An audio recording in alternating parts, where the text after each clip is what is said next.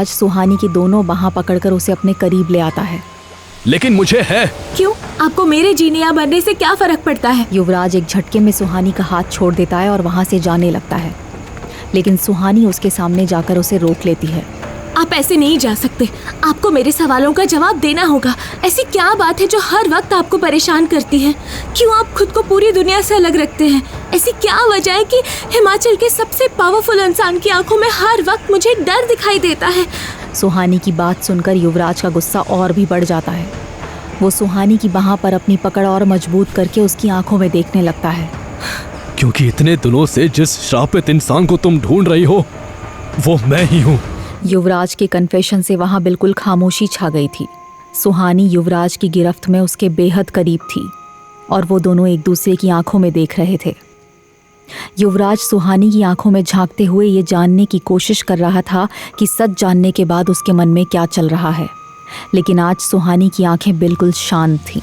वो बिना किसी भाव के बस युवराज को देख रही थी। मैं जानती हूँ कि आप ही वो शापित इंसान हैं। सुहानी का जवाब सुनकर युवराज दंग रह जाता है और उसकी पकड़ सुहानी पर थोड़ी लूज हो जाती है। युवराज सुहानी को सवालिया नजरों से देख रहा था। तुम्हें पता है? युवराज को बिल्कुल भी अंदाजा नहीं था कि ये बात सुहानी पहले से जानती है। इतने सालों में कभी भी किसी को युवराज पर शक नहीं हुआ था। इस वक्त युवराज के मन में दो सवाल चल रहे थे। पहला, सुहानी ये बात कैसे जानती है, और दूसरा, ये जानकर भी सुहानी उससे प्यार कैसे कर सकती है। युवराज को लगा था कि जब सुहानी को ये बात पता चलेगी तो वो शॉक्ड रह जाएगी, लेकिन हुआ उसका ठीक उल्टा। फिलहाल युवराज को सुहानी से अपने दूसरे सवाल का जवाब चाहिए था। ये जानते हुए कि मैं एक मॉन्स्टर हूँ, शिमला में इतने लोगों की मौत की वजह मैं हूँ, तुम मुझसे कैसे प्यार कर सकती हो? आप मॉन्स्टर नहीं हैं, बल्कि एक बहुत अच्छे इंसान हैं जो उस साए के जाल में फंस चुके हैं। आपने हमेशा मुझे मुसीबतों से बचाया है। आपने सृष्टि की मदद करने की कोशिश की। आप बुरे इंसान नहीं हो सकते। सुहानी की हर बात से युवराज की हैरानी बढ़ती जा रही थी। वो समझ नहीं पा रहा था कि सुहानी उसे इतने अच्छे से कैसे जान सकती है। सुहानी का हर जवाब युवराज के लिए उसे दूर रहना मुश्किल करता जा रहा था। उसका मन कर रहा था कि वो अभी सुहानी को अपनी बाहों में ले ले और फिर कभी उसे दूर न जाने दे, लेकिन युवराज ये अच्छे से जानता था कि उसकी जिंदगी किसी और के हाथ में है। वो सुहानी के करीब जाकर उसे कोई झूठी उम्मीद नहीं देना चाहता था। सुहानी से दूर रहने में ही उसे उन दोनों की भलाई लग रही थी।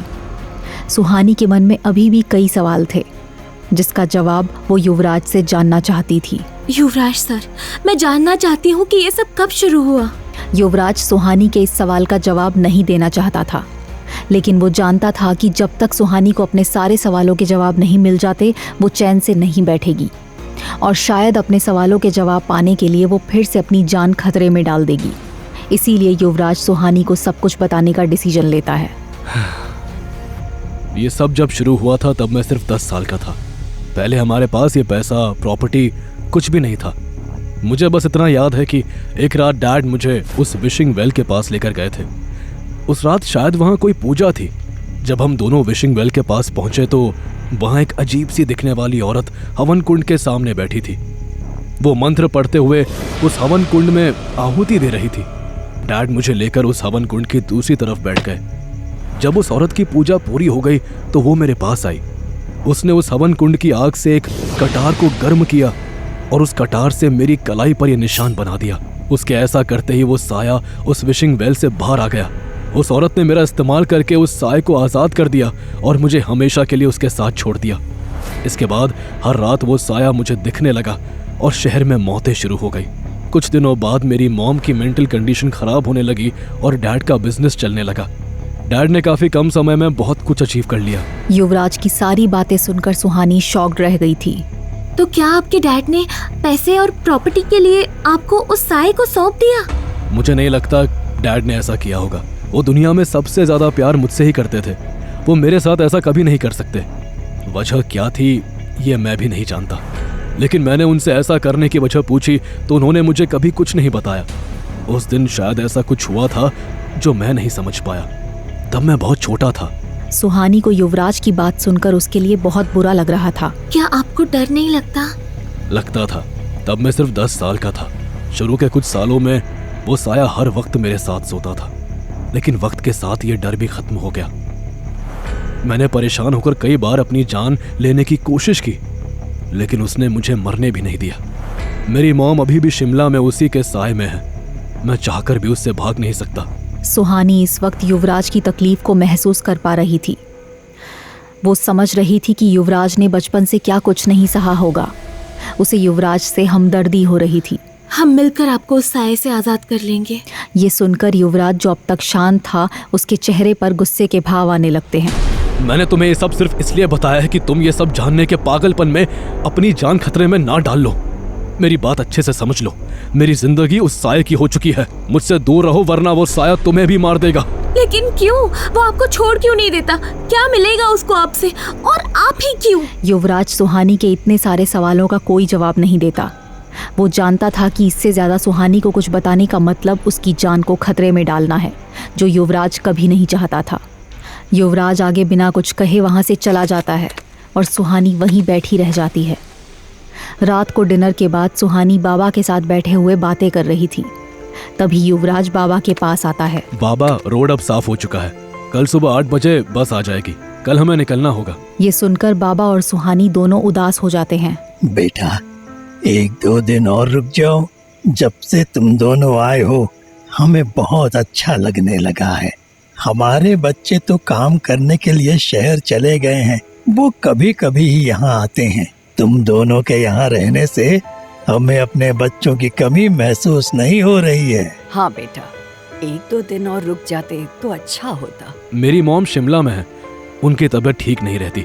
मुझे उनके लिए जल्द से जल्द घर जाना होगा। ये सुनकर बाबा और अम्मा उन्हें और रुकने के लिए नहीं कह पाते। युवराज और सुहानी के जाने की बात सुनकर उन दोनों के चेहरे पर मायूसी साफ दिख रही थी, लेकिन सबसे ज्यादा उदास तो सुहानी थी। वो अभी कुछ और दिन युवराज के साथ उसी गांव में रहना चाहती थी, लेकिन युवराज जितना जल्दी हो सके सुहानी से अलग हो जाना चाहता था। उसे डर था कि अगर वो कुछ दिन और सुहानी के साथ वहां रहा तो वो उसे खुद के करीब आने से नहीं रोक पाएगा। अगले दिन सुबह होते ही युवराज और सुहानी बस से शिमला की तरफ निकल जाते हैं। रास्ते में जब उनके फ़ोन का नेटवर्क आता है, तब युवराज बाकी के स्टूडेंट्स को कॉल करके शिमला वापस आने का इंस्ट्रक्शन देता है। निशा और विवेक भी सुहानी की बात से चैन की सांस लेते हैं। निशा और विवेक भी लैंडस्लाइड की वजह से पास ही के एक गांव में फंस गए थे। वो भी मनाली नहीं जा पाए थे। सुहानी और युवराज बस से वापस शिमला आ रहे थे। युवराज आज भी सुहानी से बिल्कुल बात नहीं कर रहा था। वो सुहानी को दिखाना चाहता था कि उसके मन में सुहानी के लिए कोई फीलिंग्स नहीं है। सुहानी भी अब इस बात से कन्विंस हो चुकी थी कि युवराज उसे पसंद नहीं करता, लेकिन फिर भी वो युवराज को उस साए से आज़ाद कराना चाहती थी। कई घंटे से बस चल रही थी और रास्ते में ही रात होने लगी थी। तभी अचानक से वो बस रुक जाती है। अरे भैया, क्या हुआ? गाड़ी क्यों रुक गई? बस का टायर पंक्चर हो गया है। उस सुनसान रास्ते में बस का टायर पंचर होने से सभी पैसेंजर्स घबरा जाते हैं। आप सब घबराइए नहीं, बस आधे घंटे में टायर रिपेयर हो जाएगा। रात के 11 बज रहे थे। चारों तरफ घना अंधेरा था। सुनसान रोड, एक तरफ पहाड़ और दूसरी तरफ खाई। हर तरफ अंधेरा, घना जंगल। ये सब किसी हॉरर फिल्म से भी ज़्यादा डरावना लग रहा था। सभी पैसेंजर्स बस के अंदर बैठे हुए थे। बाहर जाना तो दूर, किसी की खिड़की से बाहर तक देखने की हिम्मत नहीं हो रही थी। सुहानी भी खामोशी से अपनी सीट पर बैठे कुछ सोच रही थी, लेकिन युवराज उसके साथ नहीं बैठा था। वो बस के बाहर खाई के किनारे खड़ा उस खतरनाक नज़ारे को देख रहा था। सुहानी अभी भी युवराज और उस साए के बारे में सोच रही थी। यही सोचते हुए अचानक उसके मन में एक और सवाल आता है। उसे पता था कि शिमला पहुंचने के बाद वो युवराज से बात भी नहीं कर पाएगी, इसीलिए उस सवाल का जवाब लेने के लिए सुहानी बस से बाहर निकलती है और युवराज के पास चली जाती है। युवराज खाई को देख रहा था। तभी उसे एहसास होता है कि सुहानी उसके करीब आ गई है। अब मैं तुम्हारे किसी सवाल का जवाब नहीं देने वाला हूँ। लेकिन सुहानी भी कहाँ मानने वाली थी। बस एक लास्ट सवाल, इसके बाद मैं कुछ भी नहीं पूछूंगी। पूछो। मैंने सुना है कि सिर्फ वो शापित इंसान जो कि आप हो, उस साए को फिर से कैद या मुक्त कर सकता है। ये कैसे किया जा सकता है? और अगर ऐसा किया जा सकता है तो अब तक आपने किया क्यों नहीं? क्या तुम उसे फिर से कैद करना चाहती हो? सुहानी फौरन हाँ कह देती है। ठीक है, फिर मैं तुम्हें बता सकता हूँ कि उसे कैद करने के लिए तुम्हें क्या करना होगा। अगर तुम वो कर सकती हो तो कर लेना। आप बस मुझे रास्ता बताइए, मैं वो जरूर करूँगी। अगर तुम उस साए को कैद करना चाहती हो तो तुम्हें एक काम करना होगा, लेकिन वो काम लगभग इम्पॉसिबल है, क्योंकि वो साया तुम्हें ऐसा कभी नहीं करने देगा। मैंने खुद कई बार ये करने की कोशिश की पर उसने हमेशा मुझे रोक लिया। वो कौन सा काम है? मैं जरूर करूंगी। युवराज सुहानी की आंखों में देखता है। उस साय को कैद करने का सिर्फ एक ही तरीका है, तुम्हें मुझे जान से मारना होगा। मेरे मरते ही वो साया फिर से उस विशिंग वेल में कैद हो जाएगा। ये कहकर युवराज वहां से चला जाता है। युवराज का जवाब सुनकर सुहानी की धड़कन जैसे रुक सी जाती है।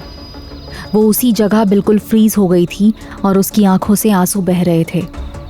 ये सोच सोचकर सुहानी का दिल बैठा जा रहा था कि जिस इंसान से वो इतना प्यार करने लगी है उसी की मौत शिमला के लोगों की आज़ादी है। यही सब सोचते हुए सुहानी कुछ देर वहीं खड़ी रहती है। क्या सुहानी शहर को बचाने के लिए युवराज को मारने की कोशिश करेगी? और युवराज सुहानी के लिए अपनी फीलिंग्स को कब तक कंट्रोल कर पाएगा? आगे की कहानी जानने के लिए देखिए अगला एपिसोड सिर्फ पॉकेट एफएम के यूट्यूब चैनल पर। और साया अ कर्स्ड लव स्टोरी के सारे एपिसोड्स को सुनने के लिए डिस्क्रिप्शन में दी लिंक से डाउनलोड करें पॉकेट एफएम ऐप।